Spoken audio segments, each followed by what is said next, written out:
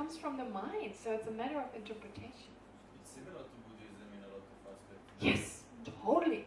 This is why I keep saying, if you want to study Buddhism, take psychology and Buddhism, bring them together. Because we are familiar. Psychology is part of our culture. Even if we haven't studied psychology, we understand these ideas. Take those and combine them. That's what the Dalai Lama said. And the positive psychologist. Yes, yes. Yeah. It's training your mind to be happier. Yes, yes, yes. Exactly. Training your mind, exactly. To see the good in life. Yeah, I agree. Absolutely. So similar. And this is where probably some exchange has probably taken place. Yeah. Okay. Anyway. Right. Sorry. I'm carried away a little bit, but let's continue with this text a little bit. Anyway, I'm not too worried about not finishing this because it's all in here. In a way, it's all in here, but it has to be practical. And what I think is inspiring, hearing about people who actually do it. It's all theory. It's all theory so far. But if you meet people who do it, and you have example, then you know they can do it, I can do it. And that really gets us to try and apply this, right? Okay, anyway, going back to this here. So, refraining from engaging in harmful actions of body, speech, and mind directed towards other sentient beings. Refraining from associating and agreeing with those who hold wrong views. So here, this does not mean that we should dislike those who hold extreme views. In fact, we should respect their beliefs and make an effort to generate sincere love and concern towards them. Respect them, but still possibly talk with them about their views. Is this really what you believe? And sometimes you don't need to criticize it, you can just ask questions. Do you think that really gives you more happiness? Is it more fulfilling? Don't you feel like it's not like saying it's wrong, but asking. Asking them to kind of ask, to allow them, when you ask them, to analyze their own beliefs. Do you really believe this? Do you feel as if you had doubt yourself, and ask them to convince you of like what you feel. And sometimes it makes them think, and you can gently take them in a different direction. Kind of say, you really believe, has it proved, how can you think of examples in the past where it solved a problem, and don't you think in another alternative, They're very gentle ways. And if there's nothing to convince them, well, let it be. Can't do it, can't change it. All right. Then there are so this is about refraining from certain things. And then there are the prescriptive precepts. And again, this is saying this to a Jewish society, revering the images of a Buddha, right? I mean, if you're a Protestant, you also have a problem with that. Catholics are very good at that. Catholics are so used to putting pictures everywhere. But this is not, of course, it shouldn't be misunderstood, revering images of the Buddha. It's not about the images themselves. It's not like the statue cares. But they represent something. So it's actually psychologically, it's kind of like a reminder. It's like you tie a piece of thread around your finger to remind you to switch off the gas or something, right? Like a reminder every time you, okay. So we have these images only to be reminded of the enlightened activity, like be inspired. Yes, it's it? Potential. Yeah, potential. We hold ourselves and the enlightened activity that is all around us. We just can't perceive it. So it's just a reminder of that. And if you learn to see those statues as actually representing the actual Buddha, then every time you see one, you don't just think, oh, statue, oh, it looks nice, I want to put it in my living room. Oh, that one looks ugly, I don't want that in my living room. When you don't think along those lines, you actually are reminded of the enlightened qualities. This is what, it's like every time you see one, oh, it's possible, I can be like that, etc. And then revering those images just means be respectful towards it. It's a bit like when you have a computer, right? I mean, my first thought was if you have a laptop that is of great use, right? As of great use, that gives you great service, you can do things with it quickly, etc. You're going to revere it. I mean, you're not going to chuck it in the corner. You be very careful with it. You don't break it. You don't put it on the floor where you could step on. You don't leave it in the bathroom, right? You do certain things with it to protect it in that case, because it's of service to you. It's that kind of idea. You express some kind of respect, because that allows you to benefit fully from this. Okay? Okay, so it's not about images, etc. It's totally different. I understand why in Judaism this is a problem. I understand where it comes from, because we also studied the idea of Moses and the calf and so forth, how they were, distracted by destroying. And it makes total sense. That's a problem. If now all Buddhists would start to just revere statues and they would stop their practice, I'm sure some Lama would come along and say, let's stop those practices, those statues. And initially, when the Buddha had first become enlightened, no one used statues. No one used statues. So the way to think of the Buddha was by drawing footsteps, like feet in the ground, so just the footsteps, or lotuses, like, because it says like wherever a Buddha steps, a lotus grows. So the lotuses there were kind of representative of the Buddha. And pardon? Beautiful, right? So I mean, here it's just what it. But nowadays, again, there's a strong culture of seeing the statues as the Buddha's body, seeing the text. So you have the text to the right of the Buddha. The right is always the clean side. Whatever is on the right is considered to be more precious. Okay, because this is the side they used to clean their bumps with the left hand, which is why the left hand is always covered and everything was done with the right hand. It's just because in India that's how things were done. And so this goes back to the culture that you did anything that was dirty and clean with your left hand, like cleaning your behind, and everything that was clean you did it with your right hand. So that's why this side is covered, symbolic of this, and this side is open. That's the reason. And of bodhicitta and wisdom, bodhicitta is considered to be more precious, so the bodhicitta lineage, the lineage of the method, is always to the right of the Buddha, and the wisdom to the left. Just because that makes the Mahayana so special, the love and compassion. Wisdom is also similar to when you want to become liberated. Wisdom is also important, but you need wisdom and bodhicitta to become fully enlightened, so it's on the right side. So Buddha's speech and mind of the Buddha's body is symbolized by the statue, so it's in the center. And then to the right, which is more important, is the speech. It's symbolized by a scripture. And the stupa symbolizes the mind of the Buddha. Okay, so the stupa is to the mind is less important for us. We cannot see the mind. So for us, or for sentient beings, the mind is less important in the sense, of course, without it, we wouldn't have what we have, but we can't communicate with it. So the most important part is to the right, the teachings, the Dharma, the actual instructions. The Buddha, we can learn from the Buddha's example, that's the center, but center as in like the more right, the better. And then to the left is the mind, for us that's least beneficial. Yes, Paul? The visualization that you lead or led us through was very helpful for me, and I really want to thank you for it, because it's really important, it's really good, and I can do it myself in a way. Yes, of course you can. Of course you can draw on your own. Yeah, it's quite easy, and you can find texts that give you much more detail, except we didn't have the time to go in more detail, but there's more detailed descriptions if you're interested, yeah. And it's only just psychologically helpful to be inspired, to feel protected. We actually are protected. We are, they're all around us. We just can't perceive it. But it's like visualizing it, at least, is the closest we get to actually perceiving these great beings. We just can't see them. Our mind is obstructed. Right? Okay. But still I was confused between the path and the wisdom. And now you said that the path is the bodhicitta. Yeah, method. I said method. Method refers to bodhicitta, love, compassion. And wisdom refers to the understanding of selflessness. So, yeah, and bodhicitta, in that case in particular, that is more important in the sense that that is the wish to become enlightened. Realizing selflessness takes you there. It's like the vacuum cleaner that cleans whatever is in the way to become enlightened. But the vacuum cleaner can also take you just to self-liberation if that's where you wish to go. So the wish is most important, which is why bodhicitta is so precious. The wish to do it is so precious. Okay? All right. So, reviewing the images, and so there it says that we should not consider the value of a statue to be, if it's wood, if it's gold, I put it in the center. No, they should be equally, so we should not judge according to their value, no matter, even if it's just made from clay, it's equally representing. So these are just representations, so the value of it is not important. It's important not to make money from selling statues, for instance. right, to make a living from it.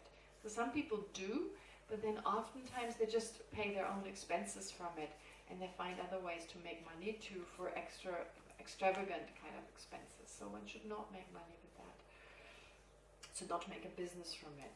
And actually there are three factors that are mentioned here. Three factors that how we can make an action virtuous. The motivation of the person engaging in the action can make something positive or negative. The nature of the action itself can be positive or negative. And the power of the field, the object towards the action is directed, that can also be positive or negative. And any action directed towards a Buddha is positive, is seen as positive.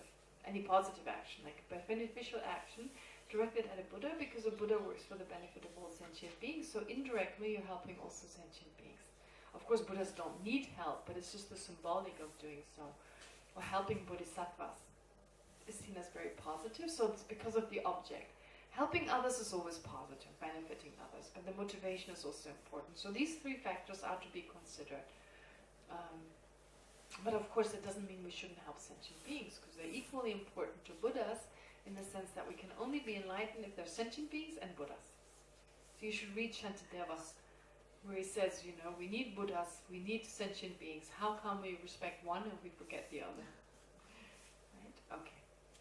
Then revering writings on the Dharma. Okay, so again, to use books in a respectful way. And then there's this one explanation that is given here. So as Westerners, we're not necessarily accustomed to treating Dharma materials such as books, handouts, CDs, etc. with the same care as Tibetans do. So it's a matter of being used to it on page 65. So most Tibetans would never place Dharma material on the floor, step over it, or throw it away. Okay, you burn it or you give it away, but you don't just throw it away carelessly. Especially together with the kitchen leftovers or something. Throw a book away in the dirty garbage. So they keep them neatly on high bookshelves, do not place them lower than themselves. And even Tibetans with little or no education would be very uncomfortable putting Dharma material in places where one sits. They don't sit on books or something like, no way. Such as on chairs, cushions or beds. They would not carry these items in the same bag in which they carry their shoes. And they would avoid tucking them under their arm, below their armpits. So no putting it on the cushion? Oh, the cushion is okay, but the cushion where you sit on, like a mattress. Right? I mean, if you sleep on it where you put your head, that's okay. Right? Where you put your head, that's okay. But a cushion where you sit on, but that's not called a cushion anyway, it's called a pillow. So on the pillow it's okay, on a cushion it's not alright. Actually, if your bum is on it, I mean, would you kind of take a cushion where someone sat on and rub it in your face? No. Depends on the context. That's right. Okay. But all right. But in general, you know, if you don't know the person, you wouldn't do that, right? If you're kind of grossed out by them, you wouldn't do it. So what you wouldn't put in your face, don't put the Dharma book there either. Right? A pillow is okay. You put your head there, and that's clean. You put your own pillow. So you can see a lot of the monks and nuns. Sometimes they don't have much in their room. So when they do their prayer, they put their text on the pillow, and then they do their practice. So they often use their study place is also their bed, because they only have one bed, and sometimes just a shelf and a bed, and so they use that for their study. Okay. So this is seen as important. But you see, it's not our culture, and it's more about do that which is in accordance with your own culture. Yes. Just wanted to say that Jews also used to keep every piece of paper on which is written anything in Hebrew. In Hebrew letters, even if it's Arabic written in Hebrew letters, yes. You should keep it. And the Geniza in Cairo was found a full archive of documents from the 11th century, only because they didn't throw it away, so they just put it in the synagogue. And beautiful. This is why I'm thinking there's many similarities, which is why when I said about, you know, would you put the Torah on the floor, and I was like, well, no. This is not true in Christianity. I mean, some people would not put the Bible, but other people put Bibles everywhere. Go to the toilet. If they have small book, and you know it's inside your pocket. You take it out. I mean, the Orthodox people are not going inside the toilet. Yeah, Tibetans are like that. Tibetans will never take a book to the toilet. especially not Tibetan writing. They have that same idea. Even if it's just the newspaper, Tibetan letters are considered. This is so beautiful because you're used to this idea. I mean, similar, you don't throw it away. Burning it, they usually burn it, but even that, it's not good for the environment. So a lot of people just put it at the Kora, you know, this is Dalai Lama's circumambulation place. And you sometimes come to places that are totally stuffed with text, you know. So like this place they found in Egypt, yeah, similarly, a lot of Tibetans leave their texts there. It's a bit of a problem because at some point you have to do something with it. I think recycling is good.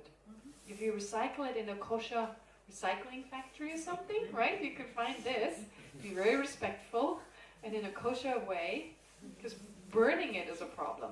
I mean, burning is not good for the environment. So I think the Tibetans should also start. Pardon?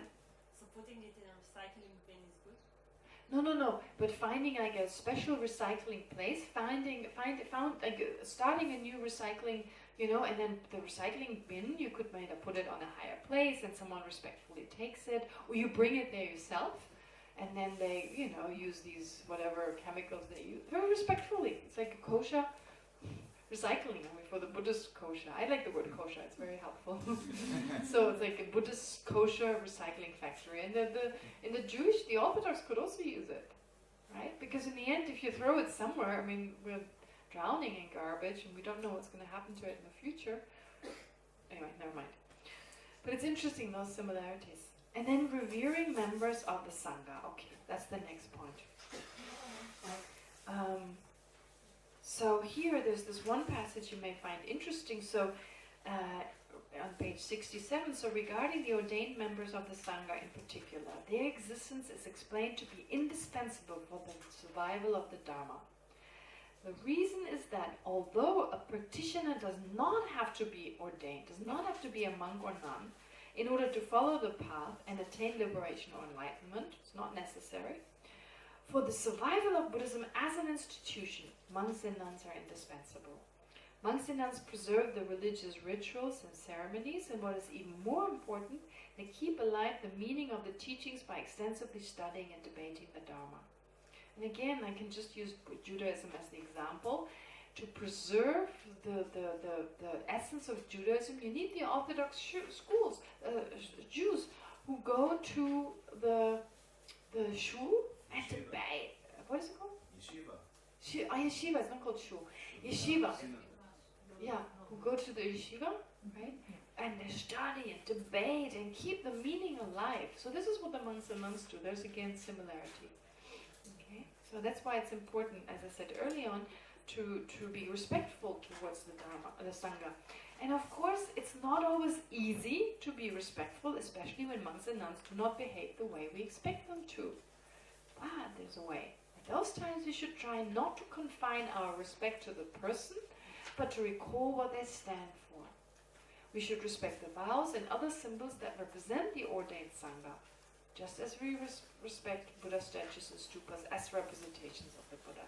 So I think that's a good way to deal with it. So not to be upset. Sometimes we feel upset. We start disliking all of Buddhism. So for monks and nuns, of course, there's great responsibility. I mean, sometimes there can be a bit of pressure. When I'm out, you know, in McLeod College, I'm a nun.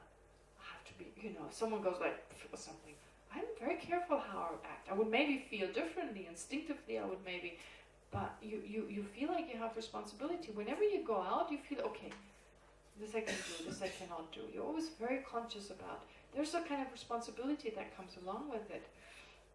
And I have a friend of mine, she once had a fight with another nun on the street. She felt terrible.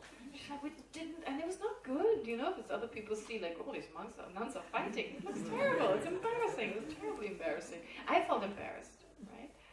Yeah, I felt embarrassed. The problem is, a lot of people, especially Tibetans, for them, we all look the same.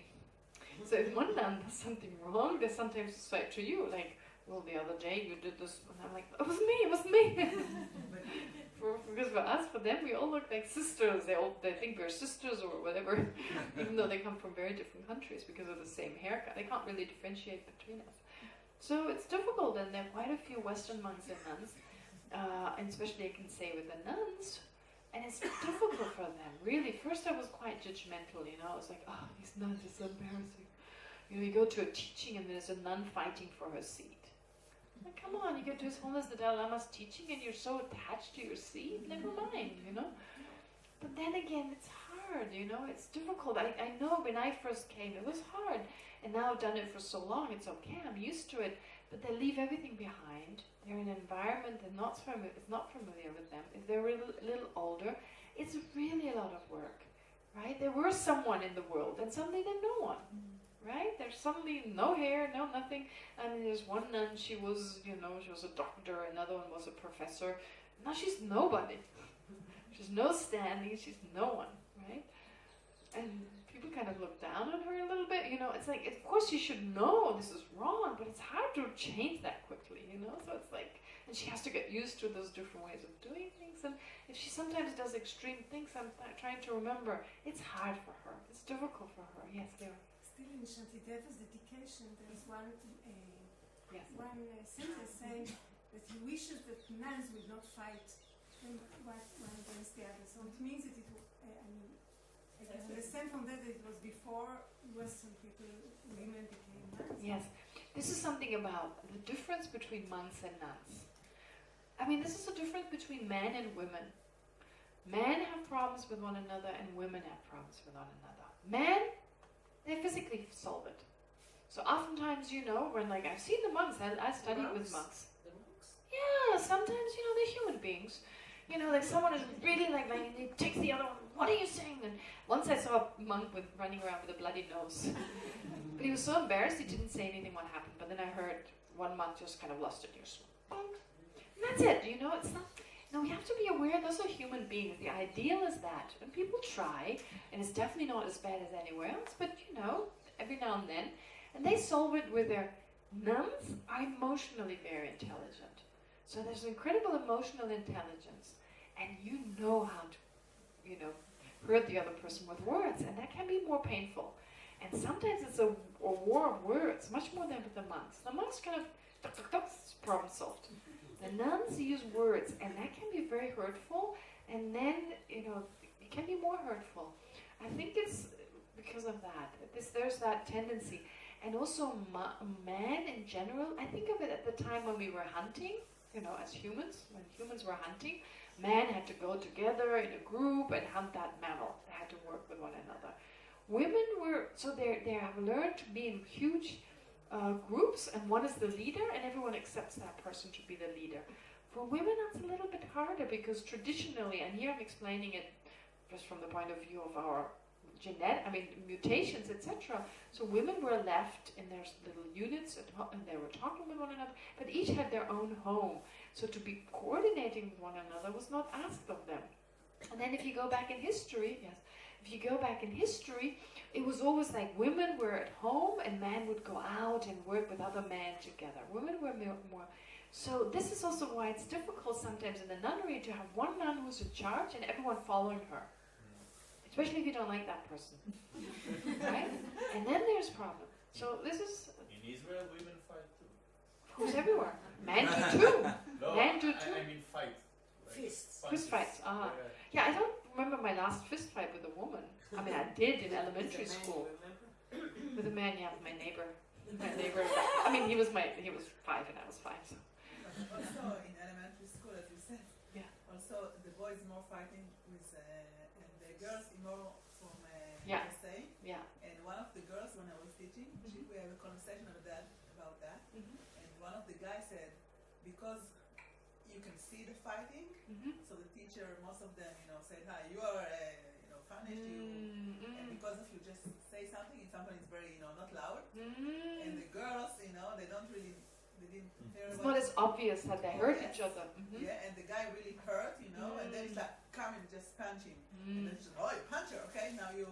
And we had the conversation about the hurts, because the hurts, as you say, so it's much more, most of the time, more deep when it's something that somebody is. When someone uses words, can be much more painful. Yes. Okay. I think we have to. I'm really sorry. Can you keep that question until the next time? Because I just got the gesture. I have to stop here because we have now. Do you have one other thing happening before lunch?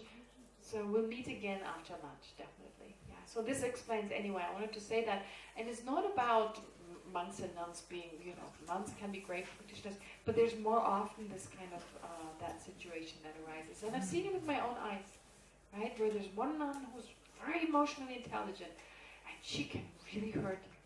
She can say this, whoa, and it's like much worse than if she just punched me in the face.